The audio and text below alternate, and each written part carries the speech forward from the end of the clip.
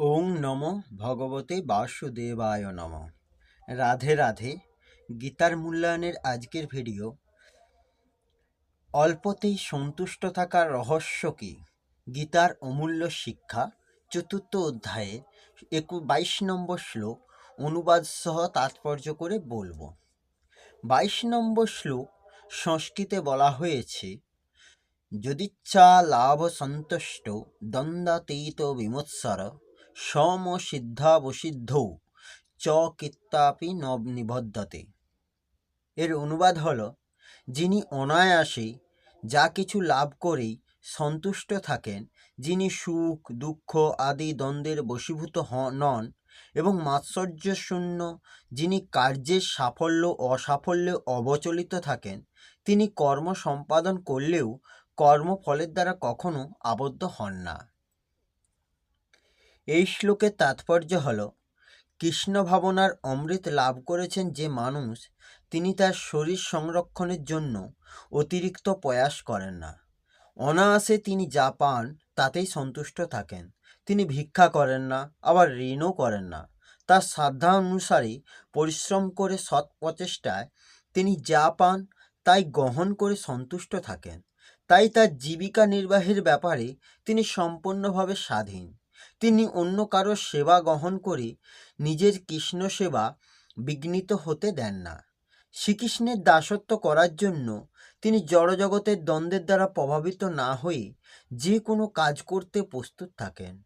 জড়জগতের দ্বন্দ্বভাব শীত উষ্ণ সুখ ও দুঃখের মাধ্যমে অনুভূত হয়ে থাকেন।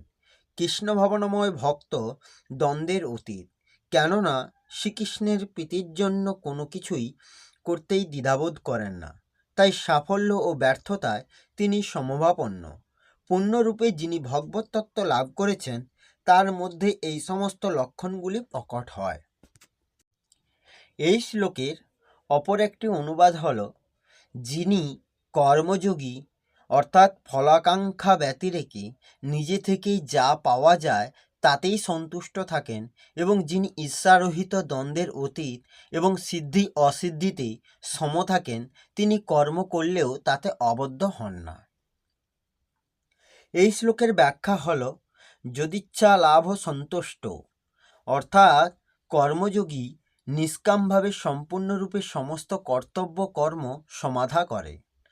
ফলপ্রাপ্তির আশা না রেখে কর্ম করলে কর্মফলরূপে তার অনুকূলতা বা প্রতিকূলতা, লাভ বা ক্ষতি, মান বা অপমান, স্তুতি বা নিন্দা ইত্যাদি যা কিছু ঘটে তাতে কর্মযোগীর চিত্তে অর্থাৎ অন্তঃকরণে কোনো অসন্তোষ সৃষ্টি হয় না। যেমন তিনি যদি ব্যবসায়ী হন, তবে ব্যবসায়ে লাভ হোক বা ক্ষতি হোক তাতে তার চিত্তে কোনো প্রভাব পড়ে না। তিনি সকল পরিস্থিতিতে সমানভাবে সন্তুষ্ট থাকেন, কারণ তার মনের ফলের ইচ্ছা থাকে না। তাৎপর্য হলো এই যে, ব্যবসায়ে লাভ ক্ষতির জ্ঞান তার থাকে এবং তিনি তার জন্য উপযুক্ত চেষ্টা করেও থাকেন, কিন্তু তার পরিণামে তিনি সুখী বা দুঃখী হন না। সাধকের চিত্তে যদি কিছু প্রভাব পড়েও তবেও তাতে ব্যাকুল হবার কিছুই নেই, কারণ সাধকের অন্তরে এর প্রভাব স্থায়ী হয় না, শীঘ্রই দূর হয়ে যায়। উপরিউক্ত পদে লাভ শব্দটি প্রাপ্তির অর্থে ব্যবহৃত, যা অনুসারে শুধু লাভ বা অনুকূলতার প্রাপ্তি লাভ নয়, বরং লাভ ক্ষতি অনুকূলতা প্রতিকূলতা ইত্যাদি যা কিছুরই প্রাপ্তি ঘটুক এ সবই লাভ। বিমৎসর অর্থাৎ কর্মযোগী সমস্ত প্রাণীর সঙ্গে একাত্মতা অনুভব করেন, সেই জন্য তার কোনো প্রাণীর ওপর কিছুমাত্র ঈর্ষার ভাব থাকে না। বিমৎসর পদটি পৃথকভাবে দেওয়ার উদ্দেশ্য হলো যে, কোনো প্রাণীর প্রতি বিন্দুমাত্র ঈর্ষাভাব যাতে না আসে। কর্মযোগী সেই ব্যাপারে অত্যন্ত সাবধান থাকেন, কারণ কর্মযোগীর সমস্ত ক্রিয়াই প্রাণীদের হিতার্থেই হয়। সুতরাং তার মধ্যে যদি কিছুমাত্র হিংসার ভাব আসে, তাহলে তার কাজগুলি অন্যের হিতার্থে হতে পারে না। ঈর্ষা দোষ অত্যন্ত সূক্ষ্ম ব্যাপার। দুজন দোকানদার এবং তাদের মধ্যে বন্ধুত্ব আছে। এদের মধ্যে একজনের দোকান অপর থেকে ভালোভাবে চললে অন্যজনের মধ্যে এমন ঈর্ষাভাব দেখা যায় যে ওর দোকান আমার দোকানের চেয়ে ভালো চলছে। এইরূপ ঈর্ষাদোষে মিত্র ও মিত্রের উন্নতি সহ্য করতে পারে না। যেখানে পরস্পরের মধ্যে ভালোবাসা থাকে, একতা থাকে, মিত্রতা থাকে, সেখানেও ঈর্ষা দোষ এসে পড়ে। তাহলে যেখানে শত্রুতা, ভিন্নতা ইত্যাদি থাকে সেখানকার কথা তো বলাই বাহুল্য। সেই জন্য সাধকদের এই দোষ থেকে দূরে থাকার জন্য বিশেষভাবে সাবধান থাকা উচিত।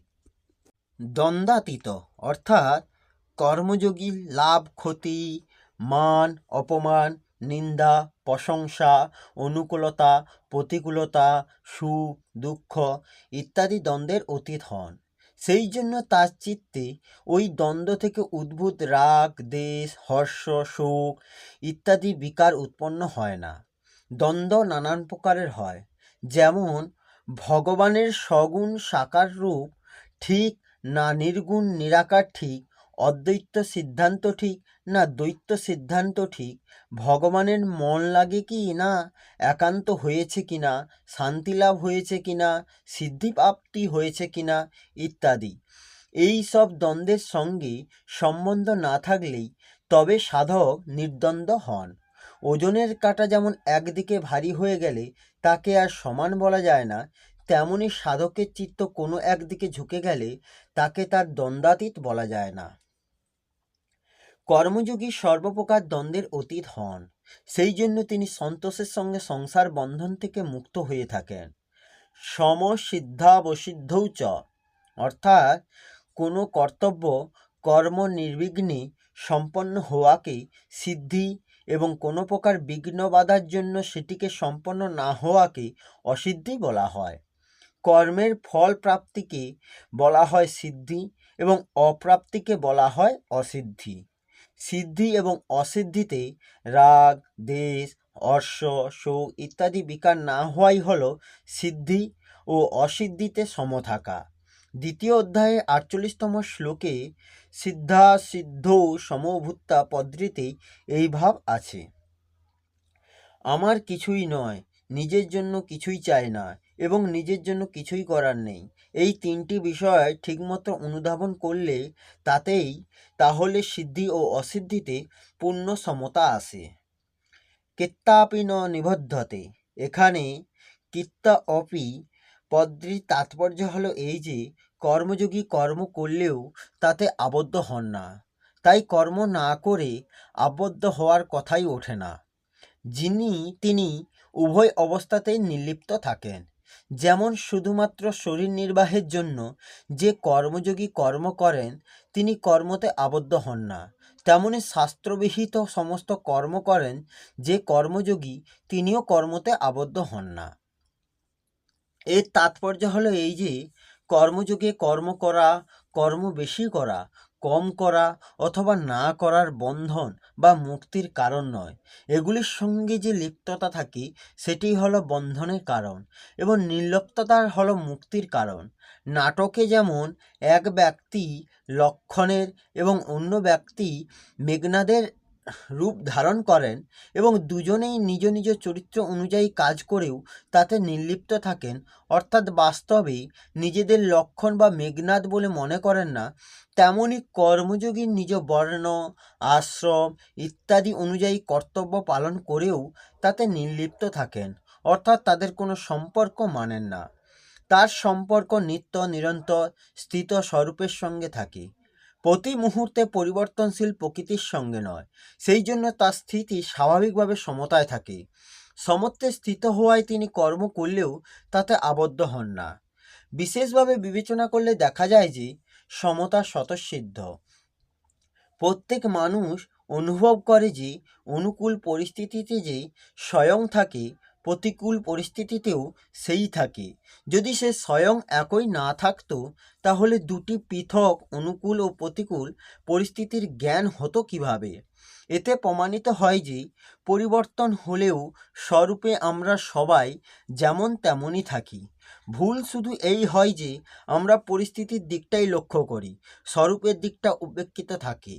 নিজ সম স্বরূপের দিকে দৃষ্টি না রাখার জন্যই আমরা নানান প্রকার পরিস্থিতির দ্বারা সুখী বা দুঃখী হই। রাধে রাধে। এই হলো শ্রীমদ্ ভগবদ্গীতার 4th অধ্যায়ের জ্ঞানযোগের 22 নম্বর শ্লোকের অনুবাদ সহ ব্যাখ্যা। আসবো পরের ভিডিওতে। রাধে রাধে। জয় শ্রীকৃষ্ণ। জয় গীতা।